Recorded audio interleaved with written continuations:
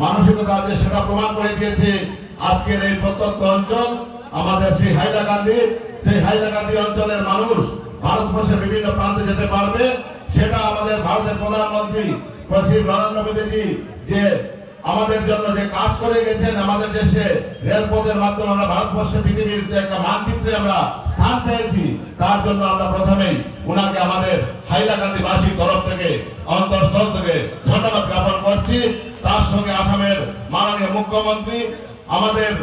যে কর্মবীর মুখ্যমন্ত্রী হিমন্ত বিশ্ব শর্মা,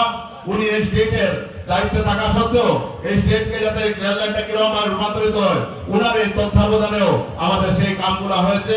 আমি ধন্যবাদ জ্ঞাপন করছি রেল বিভাগের প্রত্যেক সদস্যদের, যারা হাইলাকান্দি রেলের কর্মকর্তা যারা সদস্যরা আছেন, ওরা সবাই অক্লান্ত পরিশ্রম করে আজকের সেই প্রোগ্রামটাকে সাফল্যমণ্ডিত করার জন্য